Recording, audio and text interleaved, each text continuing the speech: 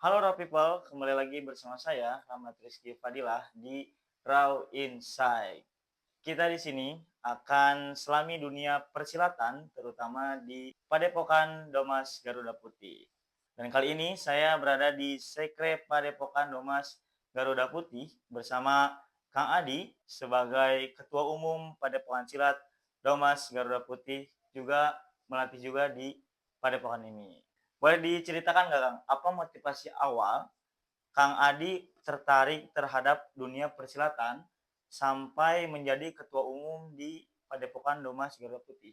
Baik, jadi kalau motivasi saya untuk dulu saat pertama ikut pencaksilat itu sebenarnya hanya ingin bertarung gitu. Hmm, hmm, hmm. Jadi ya dulu kan masih anak-anak ya, Ya, ya, sukanya bertarung lah sama ya, teman mungkin ya, cuman tidak untuk ditiru ini ya, ya. sebenarnya. Karena dulu saya ada di lingkungan yang memang sangat sangat lekat dengan yang namanya adu fisik ya.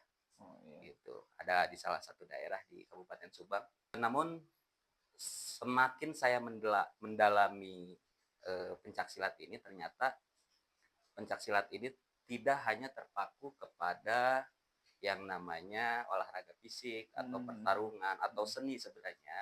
Jadi lebih ke filosofis gitu. Jadi ada filosofi-filosofi di dalam pencaksilat itu yang kita tanamkan untuk menjadi pegangan hidup kita. Oh. Termasuk ya salah satunya mungkin tentang hal kejujuran, Hmm, hmm, tentang hmm. hal tanggung jawab dan lain-lain.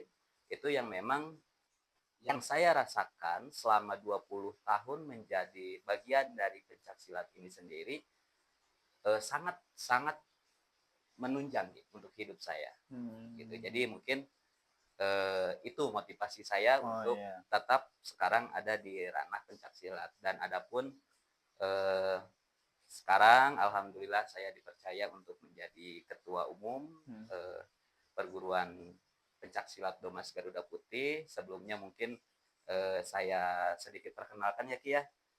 Domas Garuda Putih ini mungkin dulu hanyalah perguruan yang bersifat tradisional Ki. Hmm. Jadi hanya perkumpulan-perkumpulan yang adanya di kampung-kampung Ki. Oh. Dulu ini Domas ini. Kita itu bisa dibilang Domas ini sebagai salah satu pionir pencaksilat di Jawa Barat Ki. Ya. Gitu, salah satu yang tertua Oh yang tertua. gitu. Namun yang disayangkan Domas ini sendiri tidak memiliki badan hukum atau legalitas Hmm, hmm, secara hmm. negara karena memang dulu itu sifatnya ya komunitas di lingkungan saja Oh. gitu. Namun setelah 2022 maaf 2002 itu kami dari Domas Garuda Putih yang sekarang menjadi Domas Garuda Putih menyatakan diri untuk memisahkan diri dari Memisahkan diri. Domas Oh. gitu. Tapi itu berdirinya pada tahun berapa? 2002 Oh 2002. untuk Domas Garuda Putih Oh. gitu. Tapi tetap di bawah atau mengikuti ajaran yang diajarkan oleh Domas. Jadi Hmm. kalau sekarang mungkin ada dua entitas ya dia.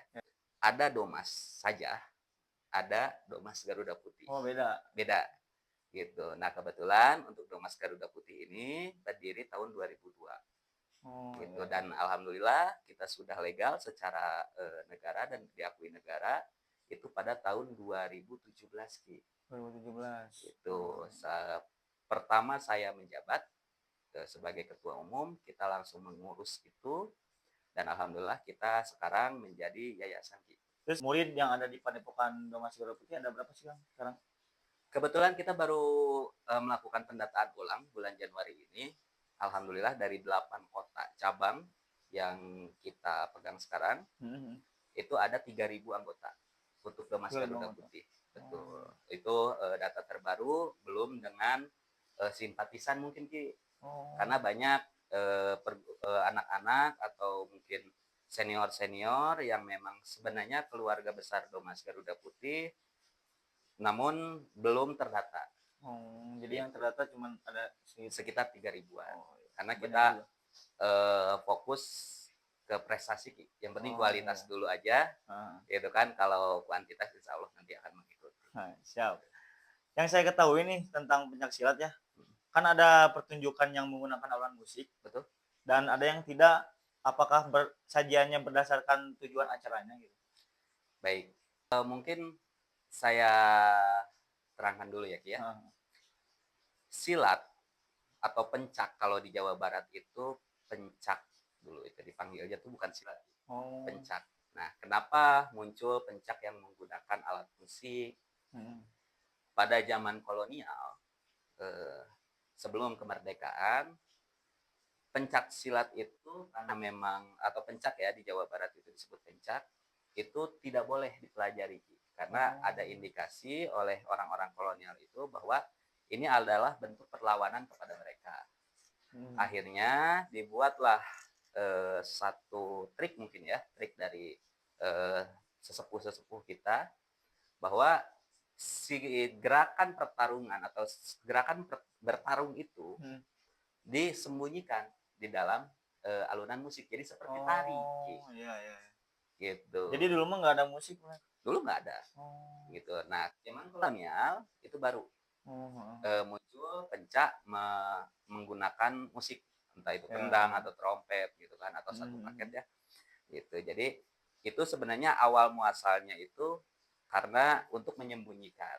Nah, Mhm. untuk sekarang alhamdulillah kita sudah ada di masa kemerdekaan, kita sudah bebas Mhm mempelajari bela mhm. diri ya, itu. Untuk sekarang itu tergantung konteksnya, Ki, gitu. Oh. Jadi ada kalau misalkan kalau di Domas ini sendiri kan kita memang, tidak terpaku kepada satu bidang, Heeh heeh. gitu kan. Kalau pencaksilat itu ada 2 bidang, Ki, ada Kalau bilang. prestasi, ada seni budaya.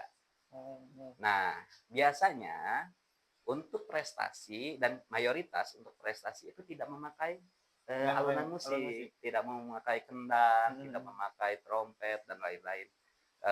Jadi mereka pure tentang teknik, Oh, jadi gitu. kalau misalkan untuk prestasi mah teknik aja berarti? Ya, teknik. Entah itu mungkin kalau, Diki tahu itu ada gerakan, ada namanya tunggal baku ipsi, Heeh heeh. itu dia pure, teknik. Teknik serangan, Oh, teknik, tangkapan dan heeh. yang lain-lain itu untuk prestasi. Iya. Nah, kalaupun yang memakai kendang Heeh. atau musik, iringan musik, itu biasanya untuk di koridor seni budaya, Ki, Heeh. untuk penampilan ataupun untuk hiburan lah intinya gitu kan, untuk tetap menjaga pencak ini jangan sampai hilang, Iya, heeh. gitu. Jadi ya tergantung konteksnya Tergantung. kita pencak silat ini mau dibawa kemana. Kalau ke seni budaya pasti ada yang namanya alunan musik, Oh, itu jadi kalau yang menggunakan musik di seni budaya maksudnya, betul yang nggak menggunakan musik itu di prestasi kebanyakan? betul Oh, heeh. betul. Terus dalam dunia pencaksilat nih, terutama di Padepokan Domas Merah Putih ya, Hmm, nilai apa sih yang paling ditekankan ke para murid selain teknik bela diri, Kang?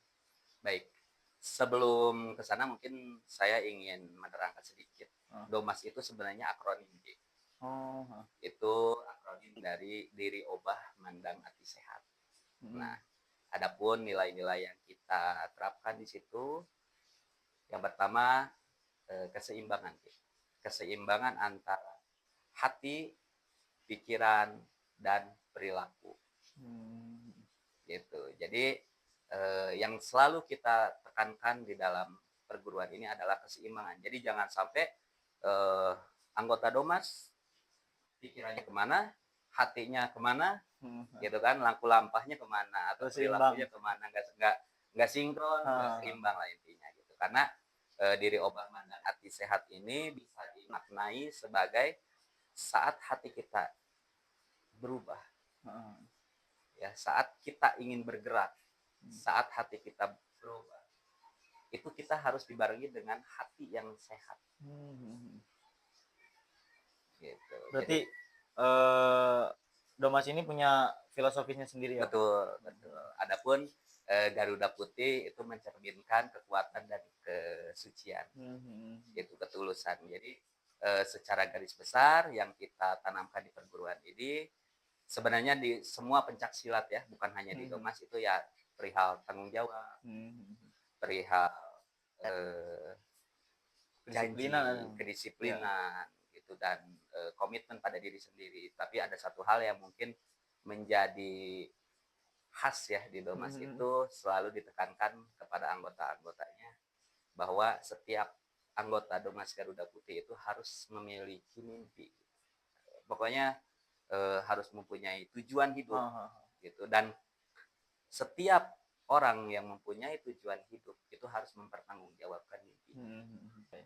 Bahwa setiap anggota harus mempunyai mimpi dan kita harus bertanggung jawab kepada mimpi itu. Ya, siap. Adakah murid dari Padepokan Mas Garuda Putih yang berkembang hingga menjadi atlet, Kang? Alhamdulillah dalam kurun waktu mungkin saya memegang atau memimpin perguruan ini dari 2017. Oh. Kebetulan puji Tuhan kita mungkin ada sedikit ya yang bisa saya sampaikan. Setiap tahun kita selalu mengikuti kejuaraan baik itu tingkat nasional, itu internasional atau bahkan tingkat regional. Ya. Itu alhamdulillah kita banyak Banyak. menciptakan atlet. Cuman mungkin yang paling menonjol itu yang pertama kita Domas Garuda Putih ini sebagai salah satu pionir mungkin untuk Oh.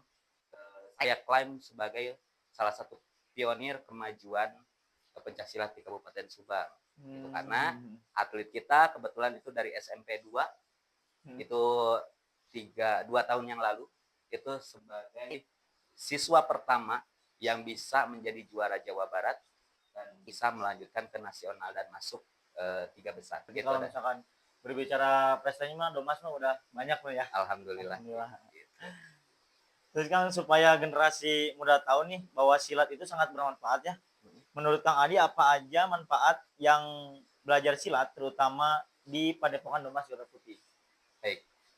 Kalau bicara tentang manfaat Hmm. terutama di Domas Garuda Putih mungkin secara general ya, secara keseluruhan bela diri itu sangat bermanfaat terutama untuk pertama untuk kesehatan, terus kedua untuk mengasah pola pikir gitu. Hmm. Karena di bela diri itu anak itu harus dituntut untuk bisa berpikir cepat gitu. Di pencak silat itu kita sangat ketat gitu. Terutama masalah adab, Ya. etika itu sangat sangat ditekankan. Hmm. Itu makanya mungkin anak-anak yang ya punten belum terbiasa Ya, dengan ya.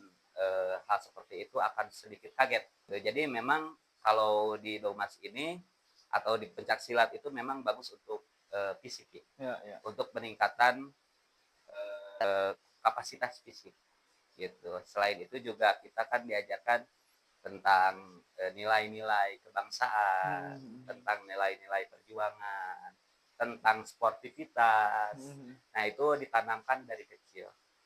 Gitu, kalau Berarti untuk selain bermanfaat bagi fisik ya, gitu. sangat mengajarkan juga tata krama ya, Kang? Betul, Heeh. itu sangat ditekankan.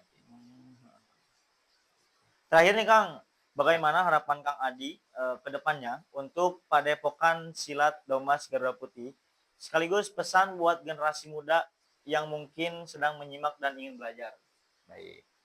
Harapan saya untuk Domas Garuda Putih ini bisa lebih bermanfaat untuk Mhm. masyarakat banyak, terutama masyarakat Subang, karena Domas Garuda Putih ini lahir, besar, dan tumbuh di Kabupaten Subang. Dan mudah-mudahan bisa menjadi salah satu citra baik, salah Mhm. satu ikon baik untuk Kabupaten Subang, terutama di dunia pencak silat dan di dunia olahraga. Gitu. Karena jujur Ki, ada satu mungkin yang saya terlewat tadi. Ya. Salah satu motivasi saya dulu, saya kuliah di luar kota Ki, Heeh. yaitu 2015, 2014, 2015. Subang itu terkenal dengan hal-hal yang kurang baik. Ya Oh. punten mungkin eh, korupsi ya waktu Ya, itu ya, lagi ya. marak gitu. Heeh. Nah, jadi saat saya pulang ke Subang, saya berpikir bagaimana caranya kita orang Subang, anak muda Subang itu bisa setidaknya menjadi citra baik untuk Subang. Jadi jangan Mhm. sampai Subang itu terkenal dengan Jeleknya hal-hal aja gitu. jeleknya gitu kan. Nah, makanya dari itu saya berharap Domas Garuda Putih ini bisa menjadi ikon Kota Subang Ya, yang ya. bisa meningkatkan atau Heeh, apa ya, mengenalkan Subang itu dalam hal positif sama situ. gitu. Dan begitupun saya berharap prestasi-prestasi yang dicapai oleh Domas Garuda Putih bisa lebih bertambah dan lebih Amin, mandiri amin, gitu. amin. Heeh. Jadi mudah-mudahan Domas ini tidak bergantung kepada orang Ya, ya. gitu. Nah, kemudian untuk teman-teman ya, mungkin teman-teman generasi muda Mhm, yang sekarang mungkin sedang menyimak, heeh. saya hanya ingin berpesan pencak silat itu adalah warisan.